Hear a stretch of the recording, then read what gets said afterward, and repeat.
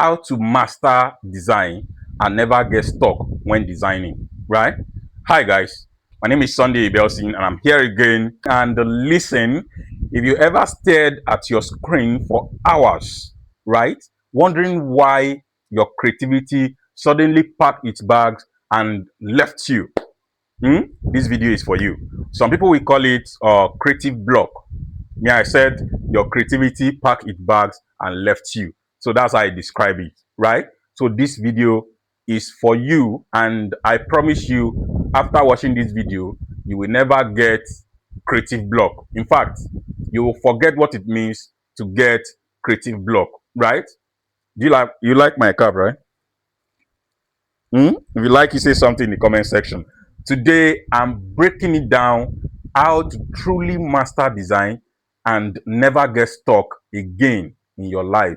So let's get into it.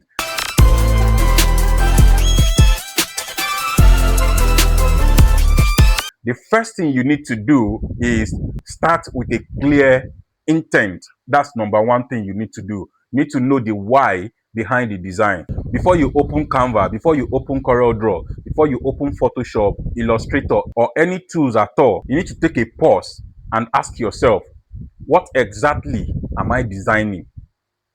You need to know what exactly you're designing for who. And you need to know at the back of your mind that when you're creating a design, you're not designing it for your clients. You're designing it indirectly for their clients, for your client's client. So you need to know the target audience, right? Your client's target audience. You need to know them so that you can design something that will attract them, right? What feeling do I want them to get when they see the design? When your client's client, when they see the design, what feeling do you want them to get? That's why you need to ask your clients these questions so that your clients know what they want. They know their clients better. So you need to know, as a designer, you need to know your client's client. I don't know if you're getting me. You need to know your client's client. Who are their target audience so that you can create something for them. Should the design be fun? Should it be, is it for kids? Is it for elderly people? Is it professional? Right? You need to know all those things. So when the intent is clear, the designing becomes very, very easy. It becomes easier when you know who and what feeling you want to pass. It becomes very, very easy for you to create design, right? Confusion is the number one cause of creative block. Confusion, when you are confused, that's the first step to getting a creative block. That is number one. Number two, build your personal inspiration bank. One of my mentors, we call it your creative hall of fame. Your creative hall of fame. So it is where you create a folder. You can call it a creative vault, right? Or creative inspo vault.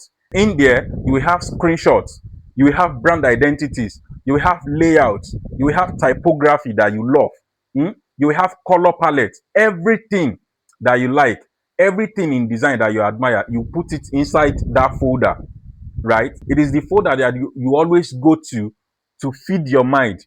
You can do this on Pinterest, where you create a folder for a design. You create a folder where you add design into. You can make it secret. Add the design into it. I will just display it on the screen so that you can see it. You will add the design into that folder, and then when you are stuck, right, you go back there. You know what I mean? I mean, on days when your brain is dry, like the harmattan, right, this folder becomes the saving fuel for you. It becomes life-saving for you, that you can go back to the folder, and then you look at the designs, you look at the layout that you have in there, you look at the templates, the logos that you have in there, and then your creative juice comes back to you. You understand? So borrow the structure of those designs, borrow the style, and remix it with your own voice.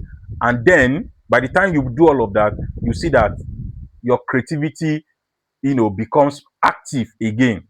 You understand? Your creativity becomes active again. You understand? So do that. After this video, I want you to do that. Like I said, I will show how you can do it on Pinterest. I will show it, on the screen so that you can see it. Follow a consistent workflow. Creative block usually comes from chaos. Is it chaos or chaos?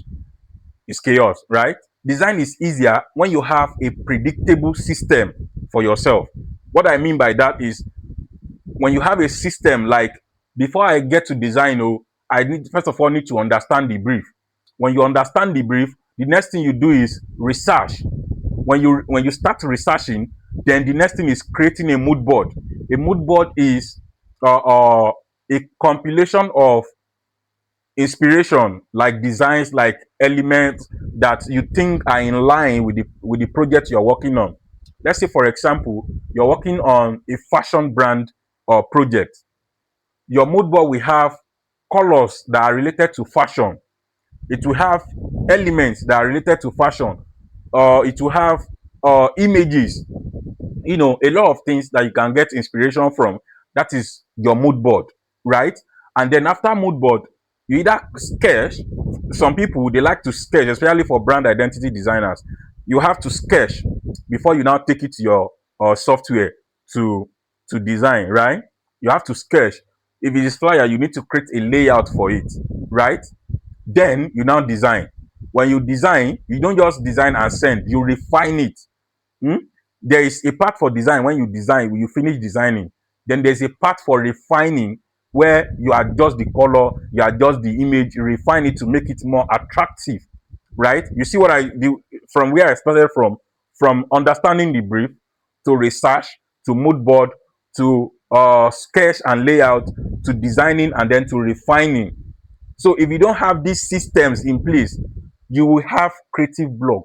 You will not understand what next. You may not even know what you're doing because there's no system in place to guide you through these processes, right? If you first of all understand the brief, you know that the next thing is research.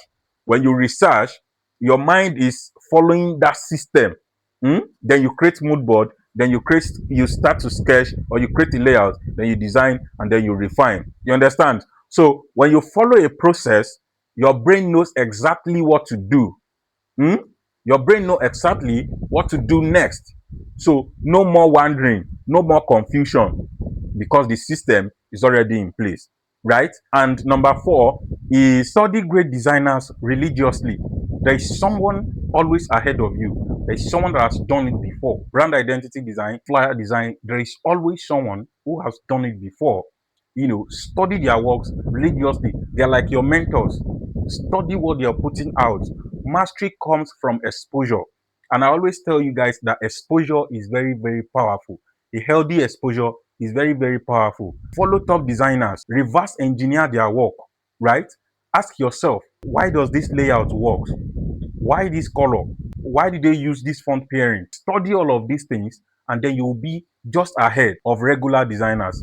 Design becomes easier when your eyes is trained. Creativity flows when you have seen enough good design to recognize patterns. Creativity flows when you have seen enough good work to recognize patterns. So study your mentors, study their design, study everything they put out, and you will just be as good. Number five, learn to steal the smart way. Learn to steal the smart way. Listen, every designer steals. In fact, every designer is a thief. The great ones steals with style. The great ones steal with style. You understand that? Every designer has stolen something from somebody before. They just steal it the smart way. You understand? Don't copy designs. Copy principles, contrast, hierarchy, spacing, composition, balance. Once you understand this, you can create anything from scratch without getting stuck. Number six, right? Reduce pressure. Focus on progress, not perfection. Focus on progress, not perfection.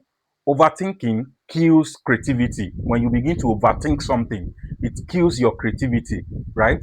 Allow yourself to draft ugly versions first. Draft ugly versions first, then refine. Like I said in the beginning, I said design and then refine, right? If you want to be perfect at all time, you will get stuck. You will lose creativity. You understand? Design first, create something first, and then you can refine it later.